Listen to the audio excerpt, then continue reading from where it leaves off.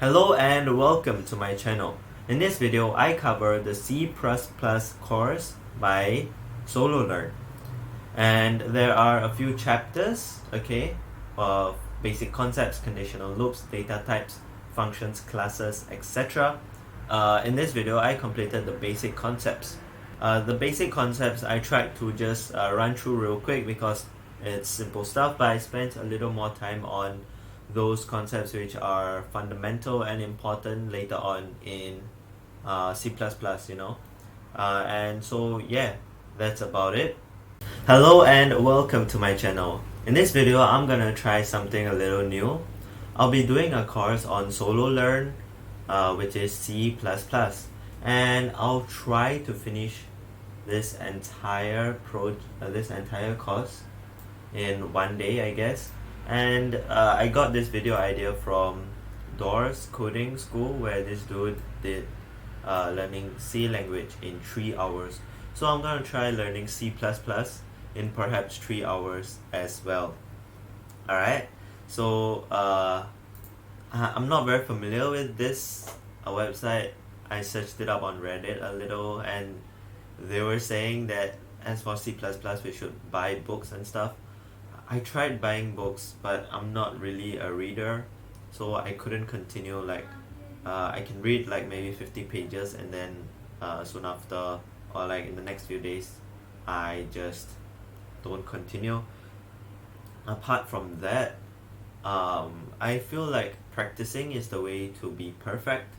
So let me just quickly run through what is covered in this course. So first, there is the basic concepts, which I think I already know. Yeah, and then conditionals and loops, I already know. Data types, arrays, pointers, fairly familiar with all these. Functions, yes. Classes and objects, I'm very new to it. Yeah, so I hope that I can learn something from this course. More on classes, very excited about this part. Inheritance, polymorphism, I heard this stuff are pretty important. Computer programming concepts, templates, exceptions, and files. Templates is another thing in C++, I heard from my other buddies. And then finally we have the certification. So let's start this long journey of finishing this course. Okay, awesome. So C++ is used to create high performance applications, operating system, browsers, video games, etc. Great. General purpose programming language, I guess. Alright, awesome. Oh shoot, I have 3 lives only. The entry of every program is the main function. Awesome. Okay, this is just some extra information about C++. Good to know, I guess. Entry point main, which was covered in the previous page.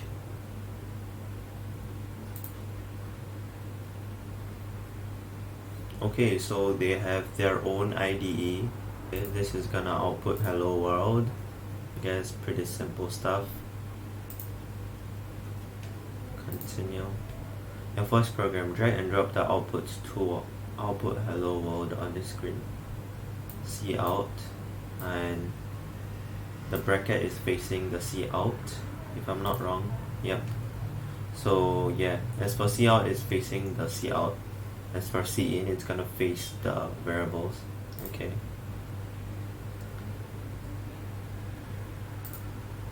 Exercise.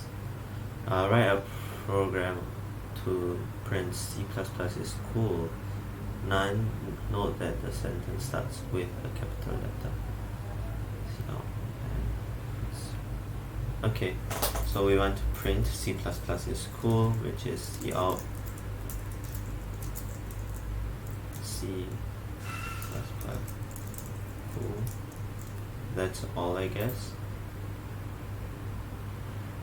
Okay, wow. Continue.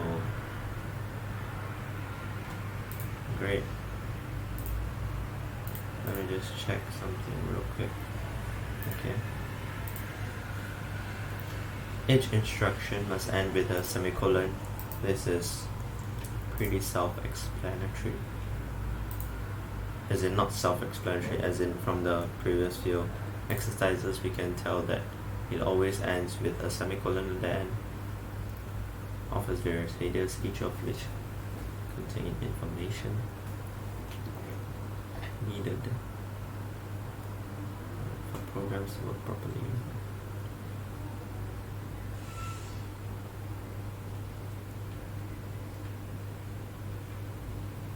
Okay. Include, hashtag include IOStream. There we go. Namespace. Okay, this is pretty important. Like it's like after quite a while I know what this namespace thing does. Initially when I was learning C++, I didn't really know what namespaces was, and you'll realize how it's pretty important later on as you go in more advanced. A namespace is a declarative region that provides a scope to the identifiers inside it. So it seems that there are some identifiers in namespace std. Oh, okay. So there are some identifiers in this std namespace. Yeah, standard namespace. Okay. So basically this cout is from the standard namespace. Yeah, and then there are others which are in the standard namespace, which is, for example, the string type, which is the std string. So if you don't do it like this, then we have to type this. But since we are already using the namespace, using namespace std, since we already have this line, we don't have to add this at the beginning. So it seems as if, not very sure about it, it seems as if that every namespace has a few functions that we can use, and for example, standard has cout, etc. Yeah, okay.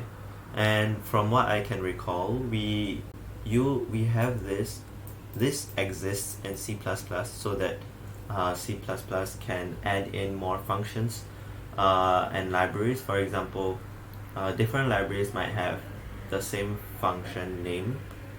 For example, a function could be called cout, and cout belongs to many different namespaces. And how are we going to differentiate the cout? Cout could belong to namespace std, or it could belong to other namespaces. So to differentiate them, we use this std cout. We could have some other namespace such as dts namespace, and which also has the element cout. So that's like a rough understanding of what I know about namespaces. Which of the option is the name of the namespace that includes C++? Standard. Okay, awesome. std, sorry, not standard. Continue. Okay, let's just go through the lesson real quick. New line. The cout object does not insert at the end of the output line.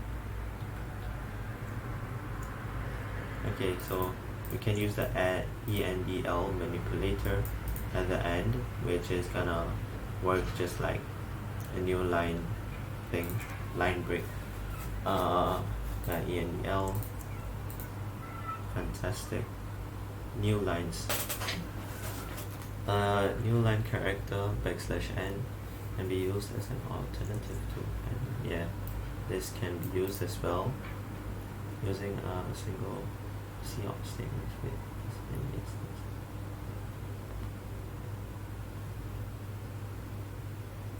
Escape character. This is also pretty important. This escape character does many things, such as, for example, if you want to have another double quotes, like for example, if you want to have this inside of the cout, you can just use the escape operator, and this will allow you to have a quote in your cout. If you don't have this escape operator, it's gonna give you an error. Yeah, okay. Sorry. This card. What is this? New lines. The given program output each character of a new line. What is this? The program given outputs C++.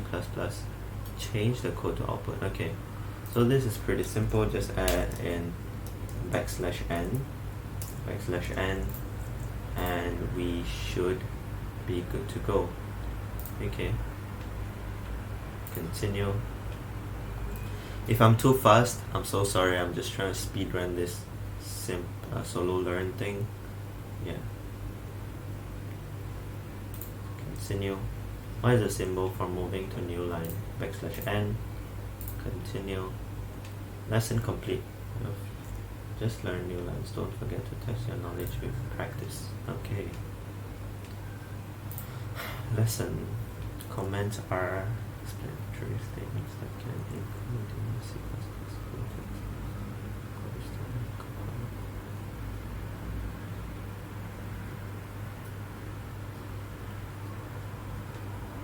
Okay, so this is just a way to comment. I'm sure many of you know this already. Okay, task. Comment out the first line to print out only C++ is cool. Okay, so this is what we learned. Sorry, this is what we learned. Run. Yeah, so now our compiler will only read this and will ignore the one which we have commented out. Yeah, okay. Which choice indicates a single line comment? There you go. Okay, continue. Multi-line comments. Comments that require multiple lines begin with slash asterisk and end with asterisk slash. Okay. Yeah, this is also one of the ways to comment. Yeah. There's a create a block comment, multi-line comment. So it's like this, like this. How I remember is just to remember that this asterisk is always followed by the word, and after the word it's again the asterisk. Yeah. Okay, awesome. It's been 13 minutes already. Okay, this is some refresher, I guess, for me and anyone, if anyone's watching. Create a variable, reserve some memory location. Okay, so this is just telling us how to declare variables, something that many of us might have already known. What is the data type for integers? Int. Yeah, this is basic stuff. Now let's assign a value to the variable and print it. C++ language is case sensitive, so there are two different variables. They're just gonna output 10 because we are outputting the variable. I'm gonna try that. Suppose you have a variable named var. Type in the code to print its value. Cout, which we have learned. Awesome. Define all variables with a name and data type before using them in your program.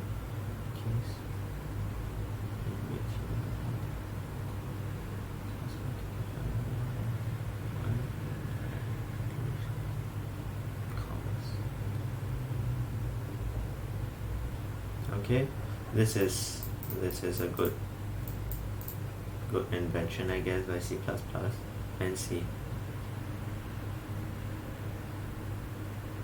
Yeah, okay. Fill in the blanks to declare a variable sum equal to a plus b. Okay, so variable sum, a plus b. Oh wow, great. Let's create a program to calculate the print and print the sum of integers. Okay, let's see. David and Alex each have aquariums. I think rainbow fishes. David's aquarium. Okay, so we want to exchange the variables between them. No need a third free aquarium. Okay, this is a very good information. So we need a third variable, so let's int buffer, which will hold a buffer. So as for the buffer, we want the buffer to store the aquarium which is held by David.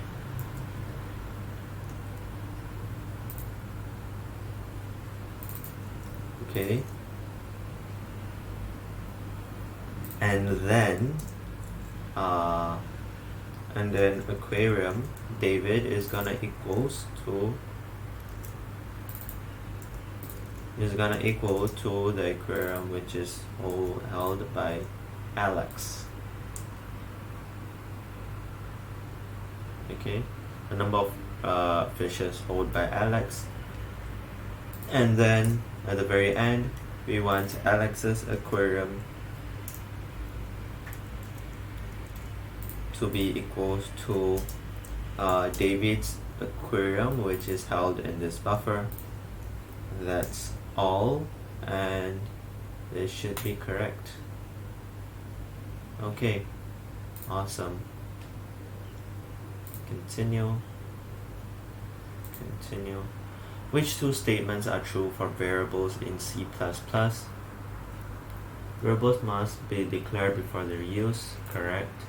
Variables must have a data type. Variables are preprocessor directives. Variables must have a data type, I guess. Okay, nice. Mission completed. Great. 6.1. Okay, just a few more. It's already 20 minutes. You have the option to assign a value to the variable at the time you declare the variable, or declare and assign a value later. You can also change the value of the variable sometimes. Yeah, okay, so they're saying that we can choose to either assign a value during the declaration, or we can assign a value after the declaration. Good to know, I guess. Integer a, and then a is equals to 7. Interesting. User input. To enable the user to input a value, use cin in combination with the extraction operator. I had no clue it was called the extraction operator.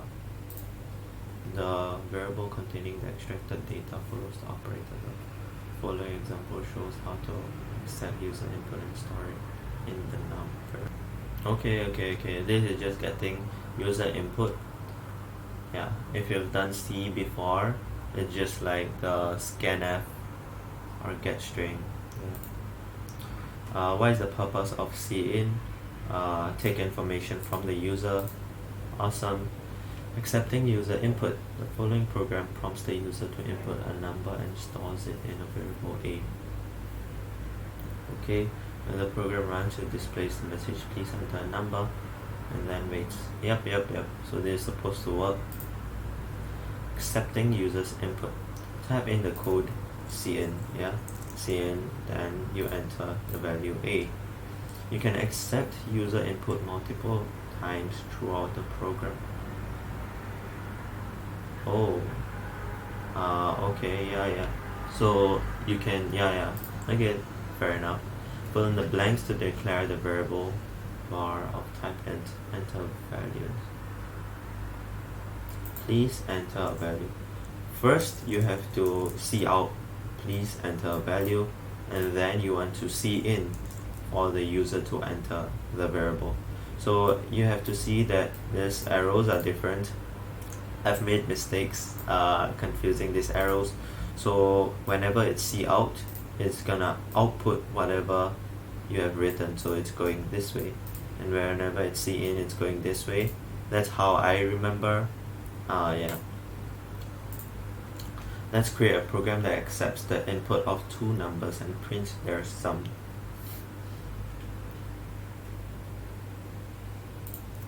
Okay, actually, I'll just go through this. So it takes one number and then takes another number and then it sums it and it see out. whatever the value is. Yeah, let's try it ourselves. Write a program that takes in two numbers as input, assign those two to A and B variables, then output a sum. Okay.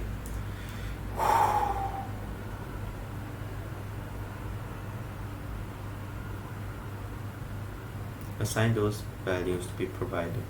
Okay, so Cin, A, Cout,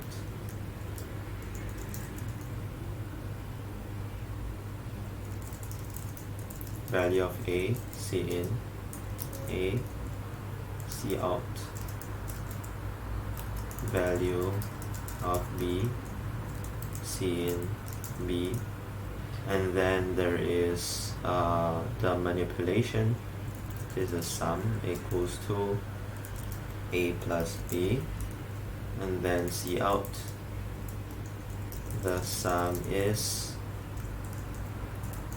sum.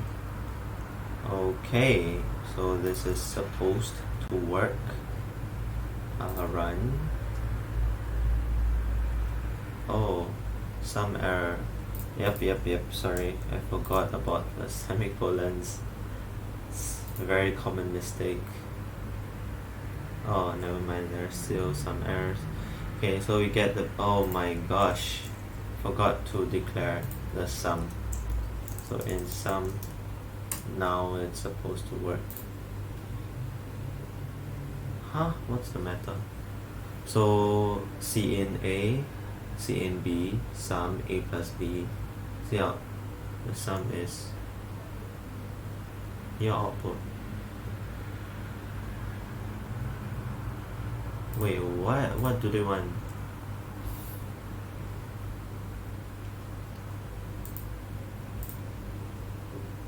Oh, okay, so they just want 5, not the sum is. My bad, I guess.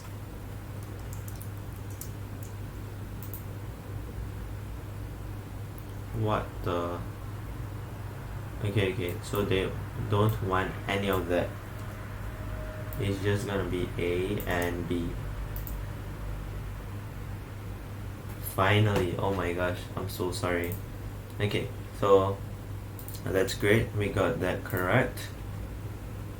25 minutes. Fill in the missing parts of the code to declare sum of a variable. Assign it the value 21 plus. Okay, so sum is equals to 21 plus 7, and Cout sum is equals to sum. Awesome. Okay, continue. Looking good so far, everything's correct, and we still got the 3 lives we started with. Take on your next challenge. Okay, lesson 7.1. Specifying the data type is required just once at the time when the variable is declared. After that, the variable may be used without referring to the data type. Yeah, of course. How many times should a data type be mentioned for a variable when declaring the variable? A variable's value may be changed as many times as necessary throughout the program. Yeah, okay. I mean, makes sense. Yeah. Type in a code to declare variable B and assign A's value to B, then print their sum to the screen. A's value to B and then print their sum onto the screen. Awesome. The auto keyword allows you to automatically deduct the type of the variable being declared. Deduct?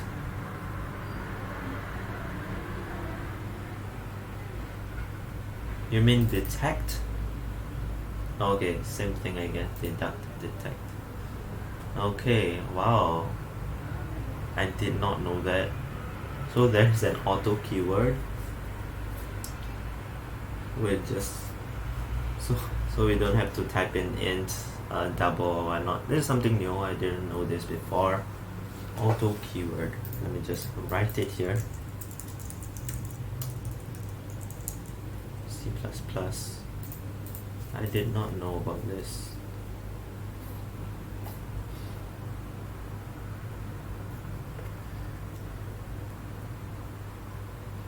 Okay. Auto keyword directly compiled. Okay, pretty interesting stuff, I guess. Auto num equals to 5. No, it's not valid because we have to make sure we have written in what it's equals to at the very beginning. As in, I'm not too sure because I'm not familiar with this auto variable, but it seems like no, it's not valid. Yeah, it's correct. Okay, so why is it not valid? It's because when you are using the auto keyword, you have to directly initialize the value, directly enter the value for num right when you're initializing it. You can't just initialize it without directing any value to it, or else the auto keyword won't work, according to what I think. Okay, so moving on to lesson 8. Wow, there are so much. I guess I'll just break up this video for a few sections. Lesson 8.1. C++ support this arithmetic operators, addition, subtraction, multiplication, modulus, addition. Okay, I mean, type in a code to declare a variable x and assign it to the value 4 plus 6 and print it to the screen. X, C out, X. Okay, there we go, check. Okay, awesome. Subtraction, we know how it works. I'll fill in the missing parts to print 12. So x minus 12, then y. Yeah, simple stuff. Wow, it's already 30 minutes. Multiplication, the multiplication operator multiplies its operand. I mean, okay, seems like there is a practice. Basic arithmetic. You need to buy paint for the floor of a rectangular room. The given program takes the room's length and width as input. To complete the program, to calculate the output of the area of the room, sample input output. To calculate the area, multiply the length of the width. Okay, so yeah, they've done the input for us already. Now we just need to calculate the output area. So we can just have a double what?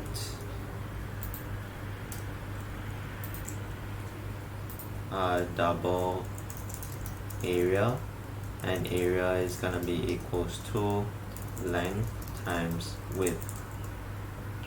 Yeah. So this is the multiplication operator which they have mentioned earlier, and then we want to output the area. C out area, and line. Just wanted to add it in for practice. Okay, awesome. Continue. Which symbol is used to multiply variables? The asterisk. Division. The division operator divides the first operand by the second. Any remainder is dropped in order to return an integer value. If one or both operands are floating point values, the division operator performs floating point division. Okay, so this is a very important page to know. So if you're dividing by integer with integer, it would truncate any decimal places. But if any one of these numbers are floating point variables, it will not truncate. decimal places, so there will still be decimal places. As for this scenario, it will just be 3 and not 3.333 like we think. Yeah, so it's gonna be 3, but if we just add in 10.0, it's gonna be 3.3. okay, never mind, this is an integer anyways, so it's always gonna be 3. But even when it's double, when it's 10 by itself,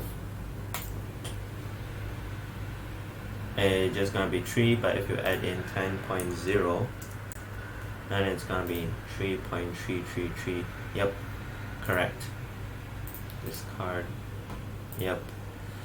Fill in the blanks to declare variable x and assign it to the value 81 divided by 3. Variable x and assign it to the value 81 divided by 3. Okay, done. Modulus. This is a new operator. If you guys are new to programming, we don't really use this in school whatsoever, but then this is pretty important when you're doing programming, because it helps with many operations, such as, for example, if you want to identify if a number is an even or odd number, you can use this modulus operator. And you might be asking, how can we use this modulus operator to determine if a number is even or odd?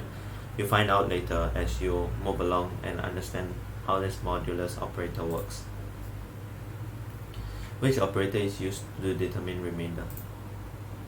Okay, yeah, I forgot to go through what they have said here.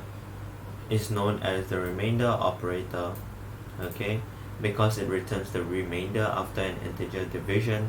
So after a division, it will just return a remainder, which is modulus operator. It looks like the percent sign. It is the percent sign. Operator precedence. This is also something which is pretty important in computer science. Operator precedence determines the grouping of terms in an expression, which affects how an expression is evaluated. Certain operators take higher precedence over others. For example, the multiplication operator has higher precedence over the addition operator.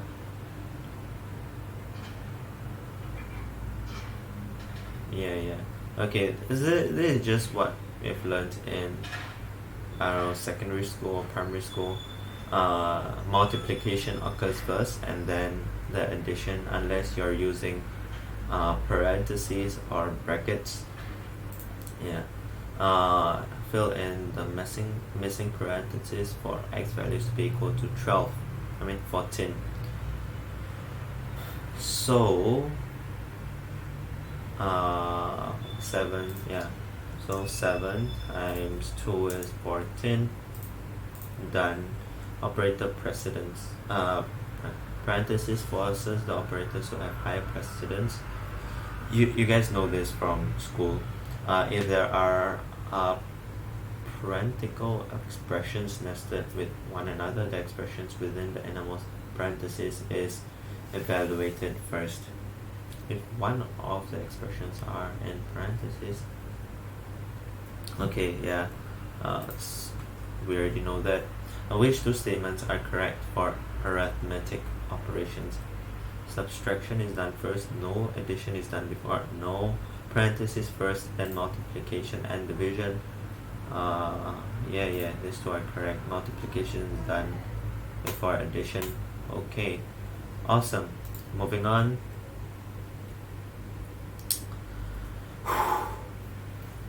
Lesson 9 and lesson 10, and then there is the code project. I guess hopefully we'll be done with this in an hour. Assignment operators. We'll assign the right side to the left side. C++ provides shorthand operators that have the capacity of performing. Yeah, so this time around, if you're new to programming, once again, this is a little different. So whatever is on the right side will be going into the variable that is on the left side. Assigns the right side to the left side, which they have already mentioned here. um, yeah, okay. And then it also provides shorthand operators, which are really helpful if you want to do things quickly, or in a more aesthetically pleasing way. Like for example, you don't have to write this, you can just write this instead, which is pretty damn awesome. What is the alternative for x equals to x plus 10? X plus equals 10. Yep. Same thing. The same shorthand syntax applies to the multiplication, division, and modulus operators. Yeah. Okay. Interesting. Practice. Okay, so there seems to be some practice. A robot can type 300 letters per minute. The given program takes the text input times in. Okay. Complete the code to calculate the output and output the number of lines that will be typed in a given time. Sample input 20, sample output 6000. To calculate the length of the text, you need to multiply the time by a count. Letters per minute. Okay. So count is 300. Time is gonna be minutes. C in time, perhaps 20, which they have given here. C out, count, and line. So it's gonna be count multiply equal time. Okay, so this is basically a short form notation of count equals to count times time. Okay, yeah, so hopefully this works. Yep, awesome. I just realized how there are hidden cases.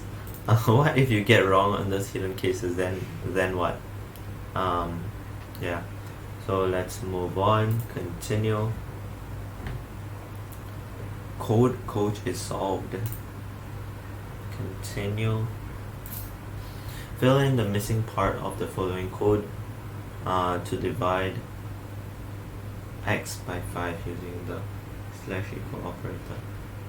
Okay, so x equals to slash equals 5, I guess. Yeah. The increment operator is used to increase. This is also a very important and useful operator. It's usually used for counter applications when we want to count the number of time that a certain activity or a certain condition is passed. Yeah, so this is just an increment. For example, this XX then is gonna output 12. Fill in the blanks to increment x value by using the plus plus operator, just like so. Done. The increment operator has two forms, prefix and postfix. Yeah, I was so confused. Like a few days ago, because I didn't learn this before, I only know about this postfix. So when I saw prefix, I'm like, wait, what? Is this something new? So yeah, I have to let me just spend some time on this page. The increment operator has two forms, prefix and postfix. Prefix increments the value and then proceeds with the expression. Postfix evaluates the expression and then performs the increment. Prefix example 5.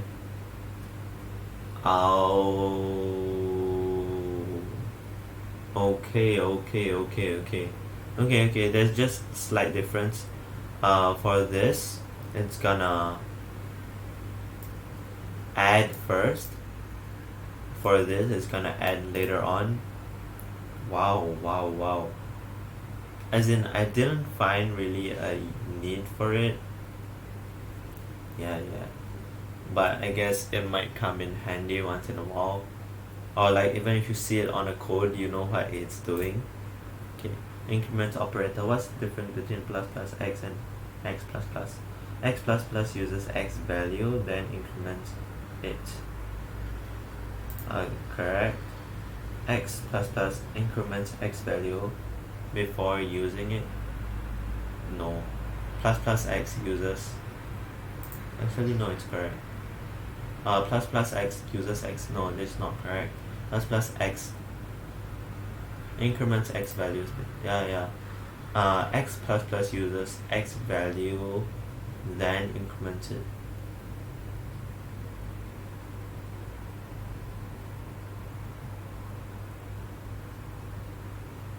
No.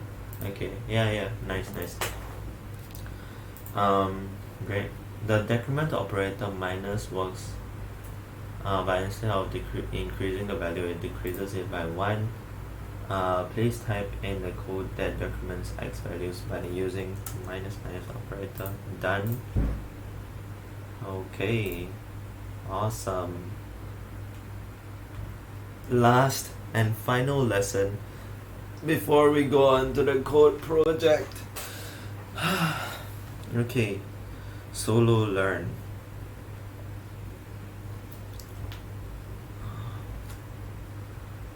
If you guys have reached this far, I'd like to thank you guys for staying so long. Even I'm so tired by doing all these exercises. I'm sure you guys must be pretty damn bored, I guess, if I'm not entertaining enough, or tired even.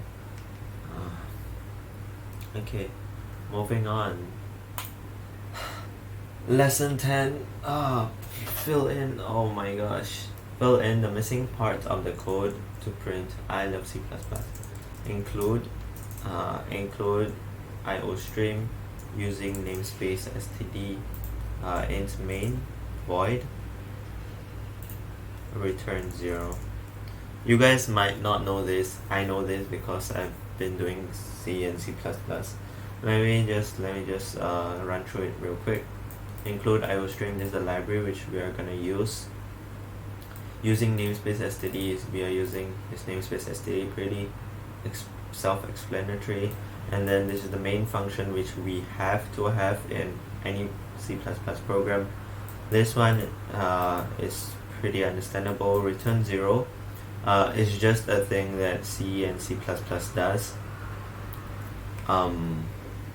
Return 0 just means that our code is working fine. If we return any other number, it's just telling what errors we have. Like for example, if a website is not working, you might see error 404, which is just returning the number 404, but this time we're returning 0, just telling the user that nothing's wrong, or telling ourselves.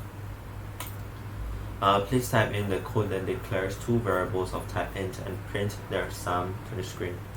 Okay, int sum plus sum equals to sum and line. Okay, done. Interesting. In every C++ program, variables names should have, what the hell, no. Each variable must have its data type, yes, I guess. There must be at least two, no. There must be a function named main, yes. Okay, please type in a code to print to the screen the value of x divided by y. C out, x divided by y, here we go, done, continue. What is the output of the following code? A equals to 3, b equals to 2, b equals to a plus plus, C out. Oh my gosh. Okay, so b is gonna equals to a, the original value of a without the increment, so it's 3. So b equals to 3, and then afterwards b is incremented by 1, so 3 plus 1, which is 4. Hopefully this is gonna work. Yeah, okay, nice. Finally done with, oh shoot, what's this? Transportation? You are making a program for a bus service. A bus can transport 50 passengers at once. Given the number of passengers waiting in the bus station as input, you need to calculate the output. You need, how many empty seats the last bus will have. sample input 1 to 6, sample output 24, explanation the first pass. Okay, let me just okay, modulo operator. Yeah, the modulo operator is really helpful in this situation. Thankfully there was a hint. If there wasn't, I would have, I don't know, minus or something. Okay, so how can we do this? First, we want to declare the passenger, number of passenger,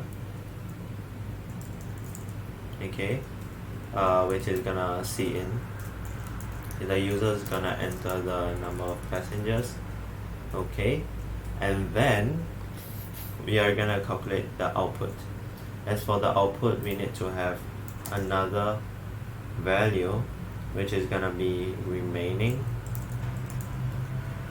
so we can calculate remaining using the modulo operator. So number of passengers, modulo 50, I guess, number of passengers, so it's gonna divide by 50 and then check the remainder, and then we have to 50 minus the remainder, okay, and then 50 minus the remainder. Yeah, hopefully this works. Okay, yes, so of course semicolons. I didn't print.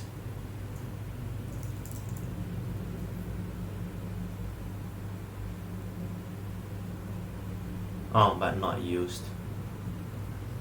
It is used. Okay, never mind. I'll just see out remaining.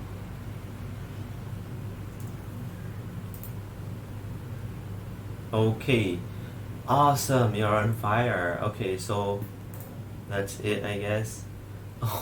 Oh, so this was the assessment. Okay, so that's about it. I guess it was a pretty good exercise, and I'm too tired to continue. If you guys like this video, I'll continue with another part of this series, and it's gonna be just Sololearn C++. Awesome.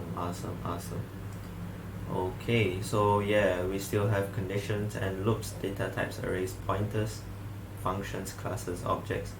I'll try to spend a little more time in the next few. Oh my gosh, all of them are equally long, which is a good thing, I guess.